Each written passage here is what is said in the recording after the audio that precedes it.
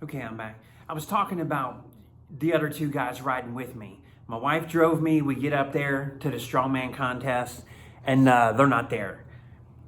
You know, we're weigh-in is almost done. I text them, "Oh, I can't come. I'm like, "Honey, well, it's just us. I'm doing this alone." So I entered. In the police, fire, military category, the lightweight, 232 down, and I ended up winning.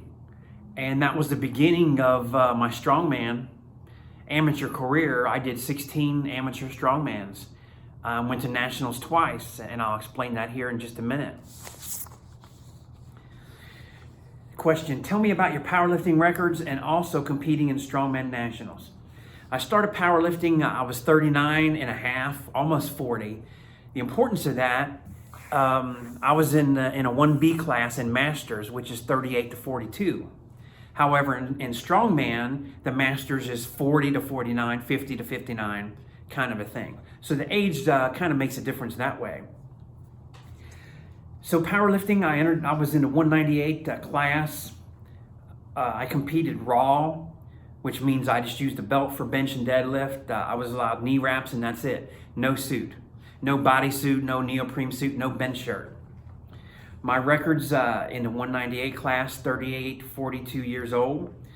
Bench 405, squat 575, deadlift 505. I did pretty good. Close enough, almost on paper, to be a pro. I told you I competed in 16 strongman competitions. 3 years in a row I qualified for the police fire nationals, police fire military nationals, and the master nationals. In the third year, 2011, I qualified in the open 200 with the young guys.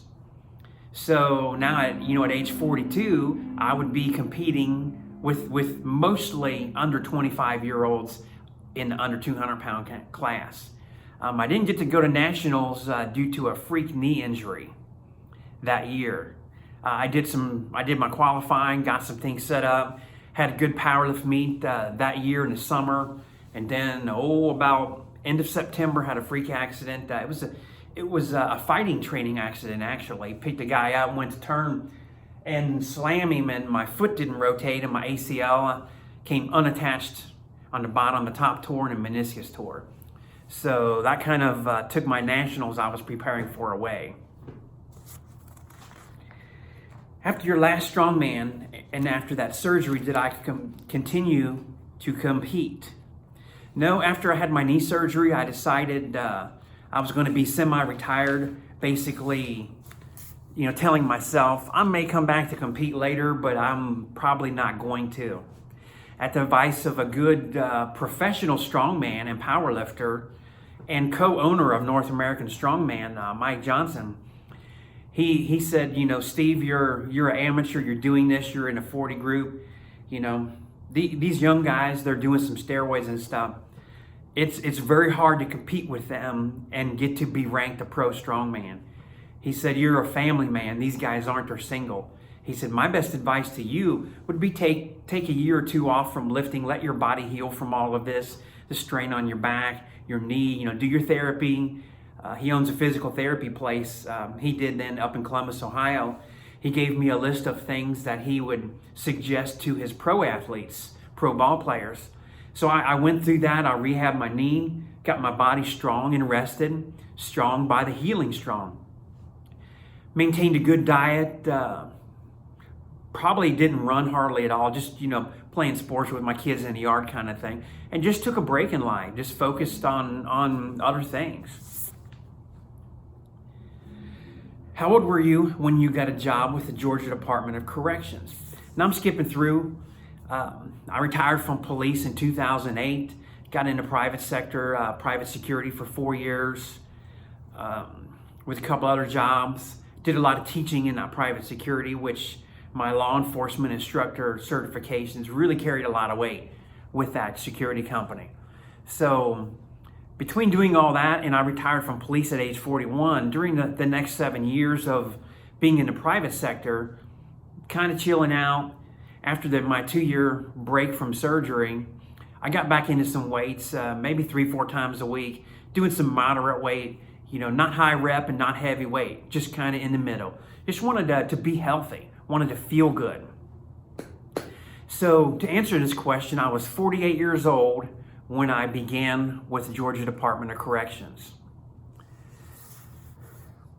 Working at a max security prison that I was going to work at, how were you prepared mentally and physically at that point at 48 years old?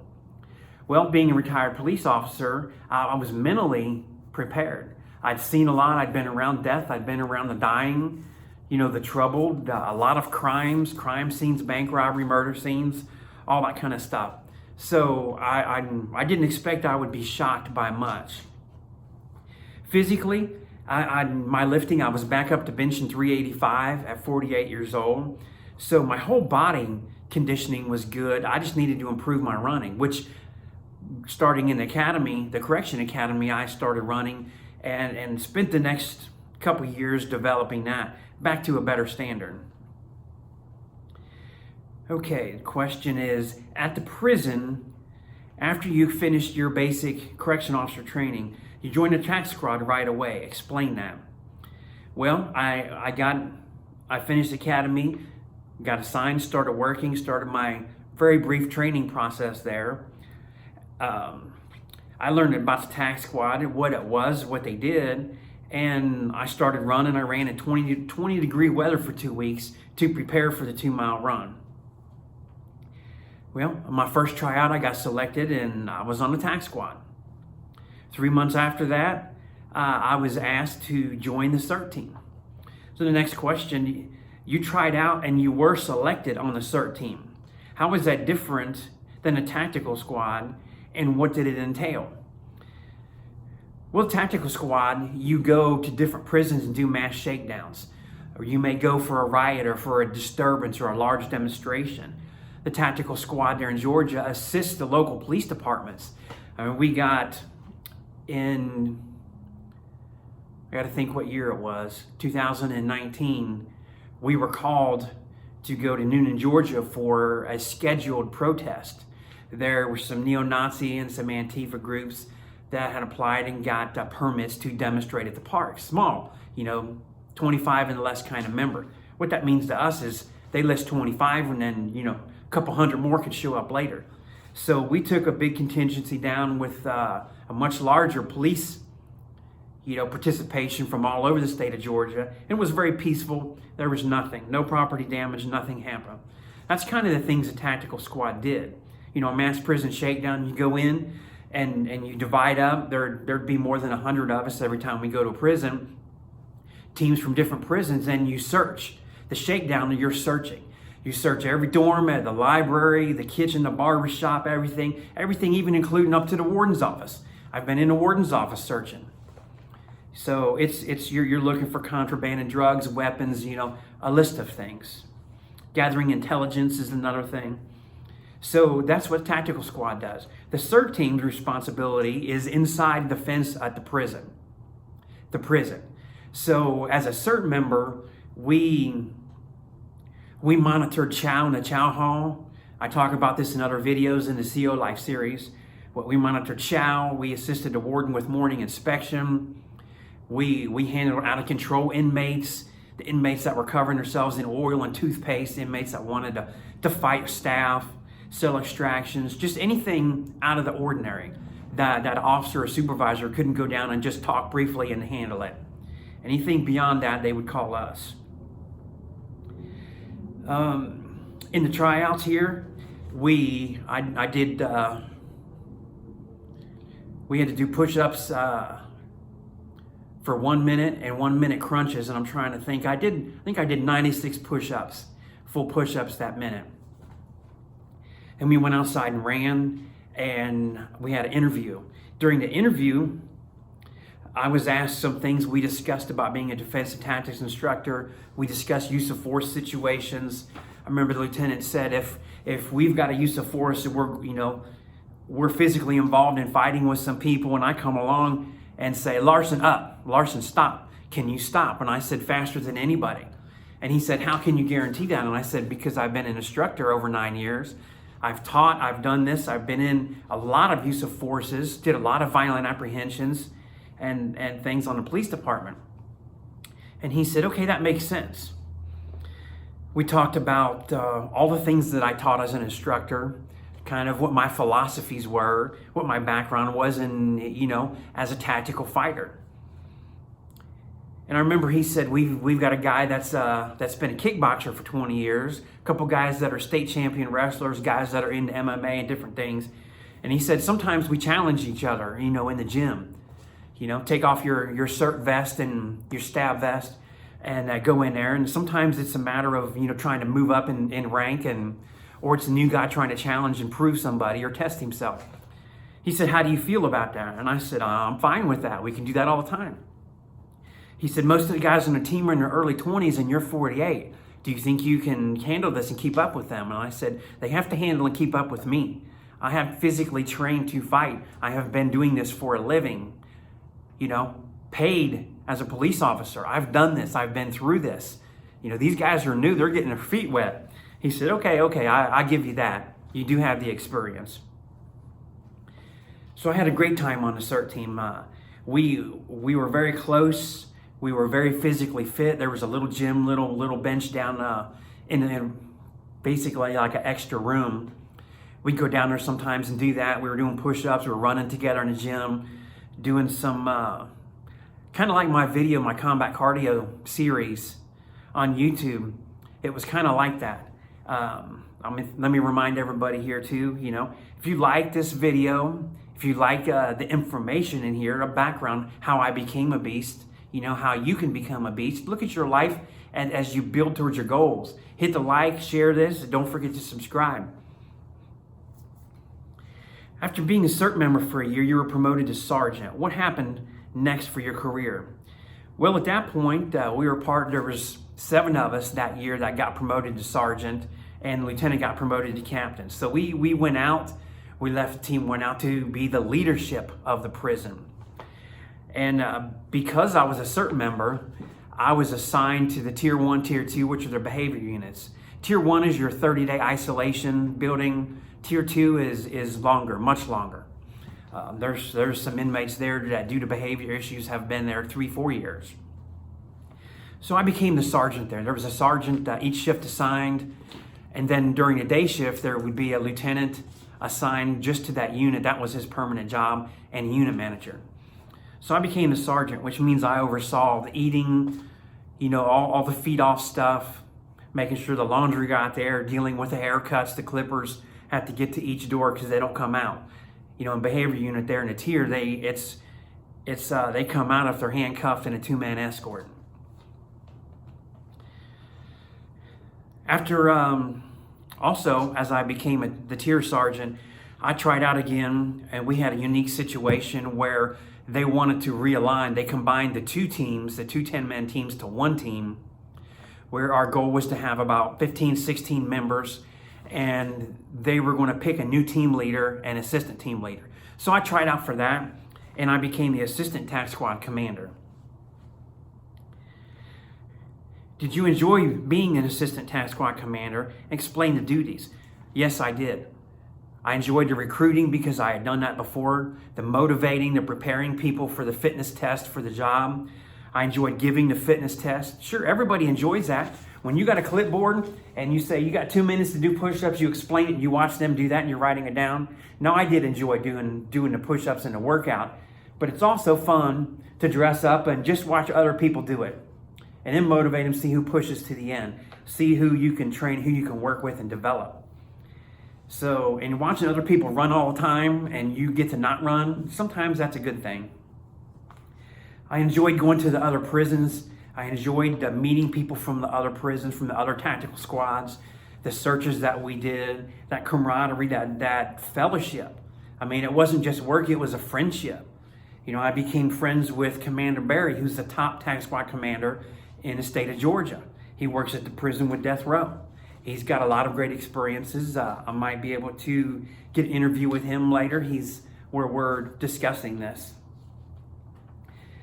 We went for a period where, 6 months go out and had 1 call out. And then there was nothing. Then all of a sudden, some things, as the inmates say, that the prisons got turned up. And we found ourselves doing 6 to 8 call outs. A lot of weapons were being found. There were some weapons, there were some homemade handcuff keys found in death row. We did some massive searches there at that prison. And it was pretty normal if we had a call out and had to drive to a prison, sometimes 6 hours, search all day and then drive back. Our days on a call out were 18 to 28 hours. I've had a couple days, a little bit over 30 hours, just on that one shift. Ride down in a van, go to the prison and search and come back. So that became, after a while, we had 6 months at doing that many, we had almost 50 in 6 months. That became a whole lot. And it got to the point, and then there were some other members that did the same thing that I did, other departments and other commanders. I realized in 6 months, I'd not taken my wife out to dinner. I was working at the prison and working on the call-outs. And ultimately, I left the tax squad because I needed to commit to my wife and my kids.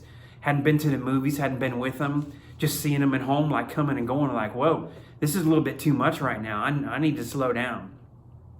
So it was a very difficult decision. I called my wife on the way back from a call out, and I said, look, we've been out. I was gone all weekend for that protest in Noonan, Georgia. Came back Tuesday for a call out. We finished. We were all sitting. We were eating our Zaxby's chicken box, all the teams, and they said, everybody have a good day tomorrow. Rest up really good. And the eyebrows go up, and they give that hint. Thursday was another call out. And we're driving home, and I called her, and I said, look, honey. And she's like, no, but you love the team, what you're doing. And I said, I've not taken you out to dinner once. I've not spent time. I feel like I'm neglecting my family. And my family was a priority. And she said, I'll support you whatever you do. They won't always have call-outs like this. It won't always be like this. And it continued to be that way for a long time. But I made the difficult decision, talking to my wife and through prayer. When we got back that night, I told the team leader, great friend of mine, we were cert together, and he respected my decision. And I said, I'm going to resign from the team and the position. I said, I have to get back with my family. They're getting older in high school age and things, and it's critical time. I need to be a father. So I made that decision. I worked at prison 4 years, and then a point in life and things and involvements there, it was time to part ways. After relocating, your path was not in law enforcement. How was that like? So at age 52 and then leaving 4 years at the prison, my answer, again, when I retired from police, I felt like God led me to retire and to get away from all of that. But then the jobs and things just happened and doors opened that drew me back between private security and the prison. Now at 52, and then we moved away from the prison, moved to a new area. Again, I felt like it was time for me to leave. I prayed about it. You got to pray about these things in life. A friend of mine that was retired police said, hey, I work over here and do this, and I'm driving a shuttle bus at a large international airport. And I thought, hey, that's a good way to de-stress. That's a good way for me to slow down in life. So I got a job there. I was driving. It was physical. I was handling the luggage real quick. I made it into a workout because I've made everything a workout in my life.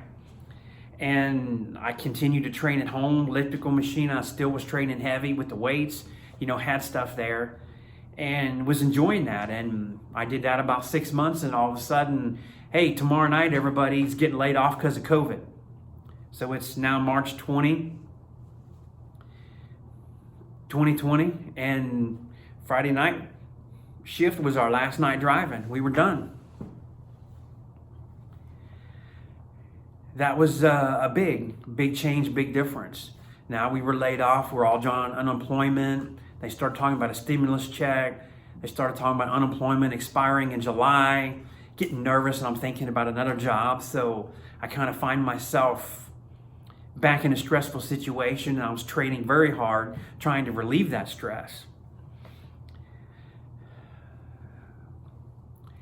At this point in life, my YouTube channel changed. Can you explain what you added and what made you wanted to teach self-defense? At this point, I'll say December of 2019, most of my fitness channel was just fitness. It was weightlifting, improving your bench press, your 1 rep max, stuff like that, some conditioning, some fitness challenges, putting some things together, exercises together to challenge yourself.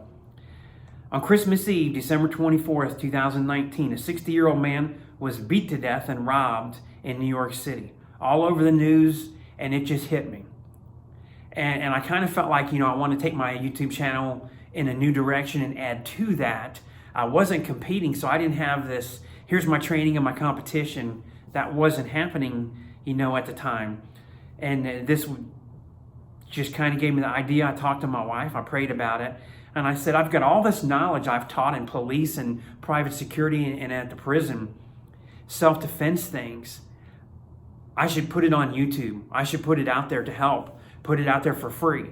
Not try and rent space, charge people $150 a piece every month, every 3 months so I can pay rent, and utilities, leasing property. No, let's just use YouTube. Let's use social media and put this out there for free. And I went from January 1st, I began this process, and I went from 92 subscribers to the end of December, 1 year later, went from 92 up to about 725. So I had a really good growth year. What I began teaching with is, the fundamentals, kind of like of basketball, your fundamentals of defensive tactics, focus of energy, transfer of energy, distraction techniques, officer presence, just going on from there and there and there. There's all of this that you build, your mindset, your physical, and putting them together.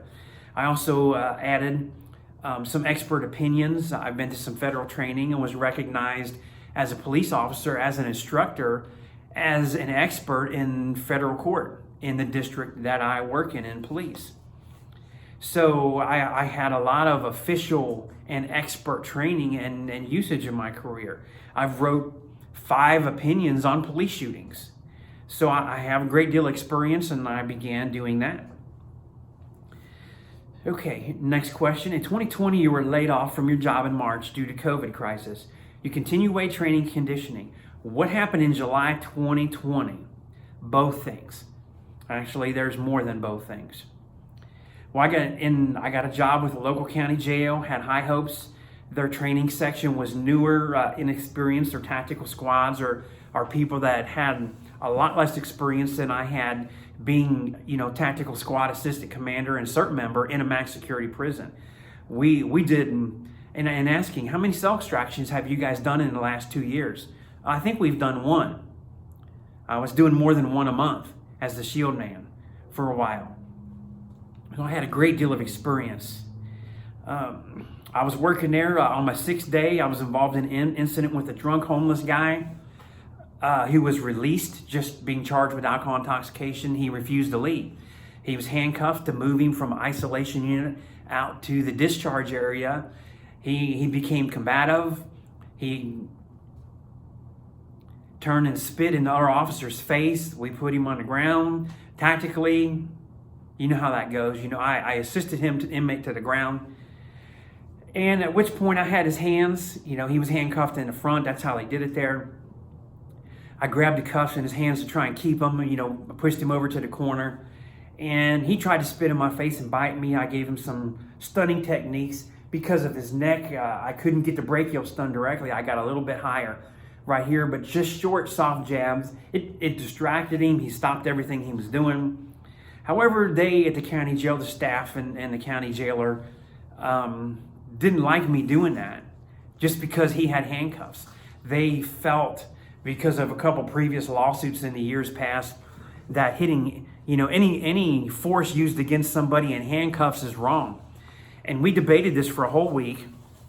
We had a long debate that Friday afternoon, to the point that I said, you're lying to me if you tell me you have not had a use of force on somebody where you have had to strike them in some way in handcuffs. And they said, no, you're crazy. And I said, I'm not crazy. I've taught it, I've done it. And you know what? I've not been sued. I've not been in the hot seat. I've not been in court over this. We can explain their aggression and our reaction. So we decided that I was going to part ways. I didn't want to be a part of an organization that would not support me. I had support through my whole career up until this point. So that just didn't work out. So if you're not going to back me up and support me on this, then I'm not going to work here.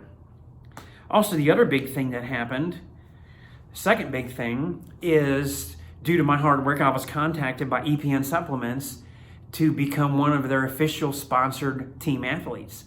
I was the oldest one. I was picked, in conversation with ownership of this company, because I had experience in competitions. There's a lot of young folks that they were soliciting and getting to join the team, but they liked my maturity and my age and my leadership. Also, for my age being 51 years old, 52 years old, they like the fact that I'm in this over 50 fitness market. That's a plus.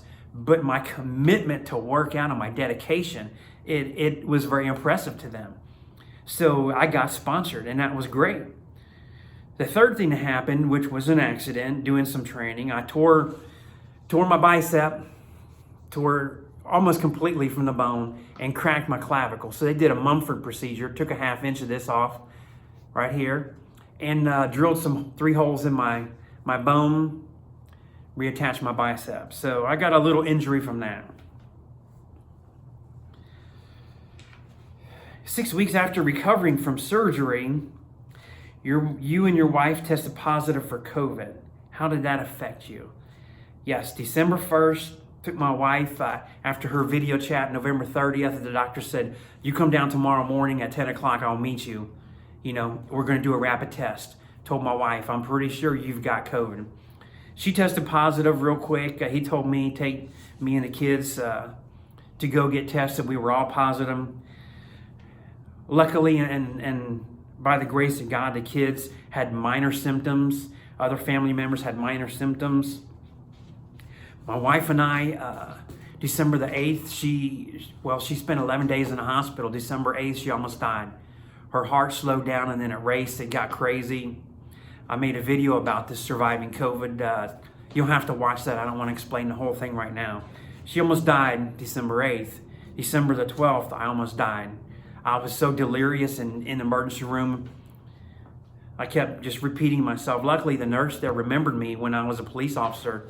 He'd been there almost 30 years, and he said, you just kept saying, I'm not going to die. I'm not going to die. I'm a beast. I'm a warrior. I'm not going to die. He said, you said that for 5 hours, and it's good, because if I would have went to sleep, I would have lost the will to fight.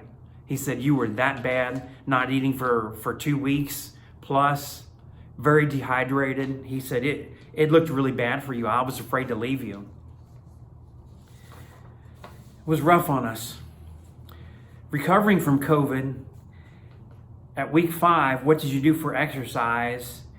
And what happened when you tried push-ups at the 3rd week? Now, the 3rd week, 3 weeks after 21 days, was day 16. I was in the hospital, almost died.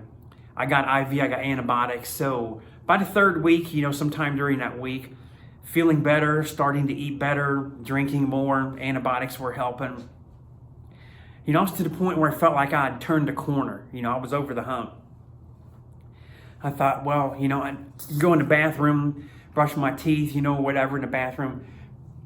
I could go like this. It felt like my bicep was this big. My tricep was about this big. And I could go like this and it just would wiggle. Like, where did you go? I took pictures I posted on Instagram before COVID, during this COVID, and then a little bit after. I did 2 push-ups. On my 3rd one, I fell on my face. And I thought, I'm a guy who at Georgia Department of Corrections, in a competition there, I did 126 full military-approved push-ups in 2 minutes. I set the record. And I have this an agreement with the director of special ops down there. If anybody beats that, to let me know. I want to come down and reestablish the record. Last year, I did 175 push-ups in 2 minutes, doing a PT test. And the difference of that, just to give you my tip, my hint, was my breathing. I changed my breathing. Breathe in slow for 8 to 10 reps, hold it for 10 reps, and then exhale for 8 to 10 reps. That extra explosion was good enough to get me through 2 minutes of high intense push-up. That's my little tip. So coming from being that much push-ups and push-ups my whole life, I did 2, and that's all the strength I had. But I was happy to be alive. And thankfully God watched over us, kept us both alive. In week 5, after the day we tested, I did 35 push-ups. And I thought, that's pretty good. I'm going to start to get some strength. I'm probably going to have different fitness goals, which I'll talk about in a minute. Not sure, where life was going to take me. I also, after my 5th week, was eating better and better each day. I began doing some light dumbbell work with a 15-pound dumbbell. I'd lost 30 pounds in the first 2 weeks of COVID. By about the end of the 3rd week, I felt like I was starting to gain some weight back. And by the 5th week, I'm real close to my body weight, after surgery, but prior to COVID. Okay, next question. 7 weeks after testing positive for COVID-19, how was your weight and training coming along? As I said, my weight was really close. I'd moved up to 30-pound dumbbells. So 7 weeks plus 6, I'm 13 weeks out. I'm just supposed to start doing push-ups at this point. My physical therapy from surgery was kind of advanced and progressive, and I moved along much quicker. But I was up to the 30-pound dumbbell press, dumbbell curls. The week after that, the 8th week, I started doing 30-pound shoulder, some lat raises, front, side, and rear. Remember, I had, half inches clavicle cut off. It's just a weird bone pain feeling. Physically, I was able to do that. I could walk up and down the stairs with a 30-pound dumbbell in my hand, and I was using the 40 for dumbbell rows and laying on the ground some dumbbell bench from the floor. So I felt like I was hitting a little bit, I was improving by that. The downside of that, when you work out, you hear this no pain, no gain. No, I didn't have that no pain, no gain where I'm doing this and I've done 12 exercises already. I'm hot and I'm sweaty. I'm trying to get a couple more burnouts. It wasn't that burnout pain. Every time I try and lift, even today, even yesterday, last night, if I try and curl or press or dumbbell bench anything, I feel like somebody's got a board or a hammer beating my muscle. It's that kind of pain. It's not the good exercise pain. It's still the COVID terrible pain. And it's frustrating, but I'm pushing through it because I have to, I want to, I desire to. So I will get through that. Still have some fatigue issues, like people say. Last week, and this is odd, I brought some Bush's baked beans and some hot dogs, and ate the whole large can of Bush's beans and 5 hot dogs real quick. And at that moment, my taste bud clicked and my appetite clicked. Because from that day on, I felt like I've been eating to make up for before. So enough that I have to be careful what I'm eating now, not to overeat, compared to my exercise. There's still some fatigue. By 8 o'clock, after dinner, I'm ready. I can eat lunch and dinner. I want to take a quick nap. I don't, though. But by 8 o'clock, my body's like, you need to be in a recliner. You need to be resting. Sometimes I fight that and I do some exercise in the evening. By 10 p.m., I'm about 95% totally spent, looking at my wife like, hey, what else have we got to do before we go to bed? I'm ready to go to bed. It's 10 p.m. You're going to have that fatigue. Okay, 2 more questions, and I haven't answered the question yet, how I got the nickname Beast. Working out, and as I began working out and preparing for strongman and powerlifting, my neighbors and my wife, referred to me as Big Daddy because I had kids. So on my weight belt, she wrote in permanent marker, Big Daddy. And I had the kind of big 4-inch leather, with 2-inch sides. It was older. I bought back in the 80s, had it for years. So my weight belt said Big Daddy. When I went and did strongman and powerlifting, everybody knew me as Big Daddy. After going to nationals, placing 4th in 2008 in the Police Fire Strongman National, and then in 2009, I placed 3rd in the Strongman National, my wife started calling me Beast. 2009 is when her nerve disease started, and she was Mrs. Beast. That's how the Beast word came to our family. 2011. When I got working at the prison, I wanted to be called the Beast. They said, well, we don't know. What other nicknames do you have? Because they kind of do give you some nicknames, squad guys. And I said, well, when I trained powerlifting, it was Big Daddy. And the sergeant right away says, no, you can't be Big Daddy. I'm Big Daddy. And I said, well, how about we do some push-ups or something? Let's go wrestle. Let's go do something, And the victor gets to keep the name Big Daddy. And he's like, no, it's my name. I had to do this. I had to earn it. So a couple weeks go by, and it was decided by that sergeant and 2 other lieutenants after finding out in a competition that my physical abilities, my obstacle course training, my strength, my conditioning, my push-ups, my crunches at my age, and I'd been involved in some physical altercations by this point in my first month at the prison. And they said, you truly are a beast. That's how I got the nickname Beast. It was my first month working at that prison, at that max security prison. The inmates had many words for me, but some of them did accept Beast, and not words that I can't repeat. Last question, and it's a compound question of some different things, but here's the last question. So I've told you from beginning, 11, 12 years old, how I was introduced in the law enforcement community, how I became interested, I wanted to train for the Olympics, I've been a guy that's always in fitness, always been shooting, always been fighting, and wants to excel, wants to be the top. So you've noticed that I got picked on both SWAT teams really quick, in a year, so on and so forth. At 52 years old, got sponsored by a supplement company. So I'm still pushing some of the limits. To conclude this interview, as 2021 begins, what are your future goals for fitness, competitions, sponsorship with EPN supplements, YouTube growth, book reviews, interviews? I'm going to break this down to these different things. Fitness, keep working out, grow, recover from this COVID. Today is January the 9th. December 1st, I tested positive. So this is just, I'm just 7 weeks out now. I just, typed up my questions yesterday. Keep working out, keep getting stronger, and conditioning. Competitions, a part of me, I would like to get back to do some bench press. I don't know that I want to push it that hard anymore with the shoulder and the bicep repair. Maybe I'll just keep it moderate. And I've competed. I've set records in different states in powerlifting with Sunlight Power, which a company, he retired and shut down the website and everything. But I did that. I did that when I was 39 to 42.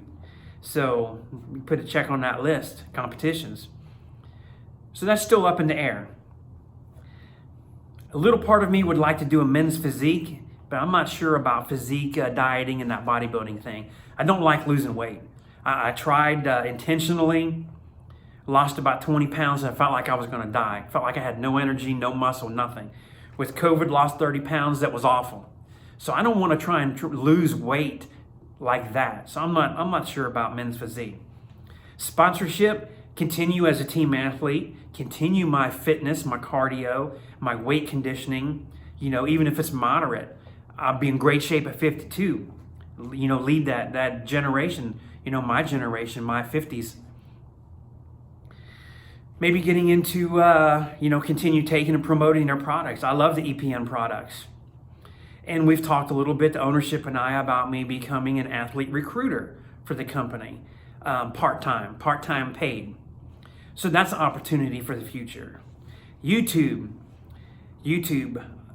Immediately, my goal is to reach 1,000 subscribers by the end of March of 2021. So the next 3 months, I hope to get to that 1,000, get monetized, and then be able to continue to grow and do more. Have that much recognition. Today I hit over 70,000 views, 753 subscribers. So I'm on the way.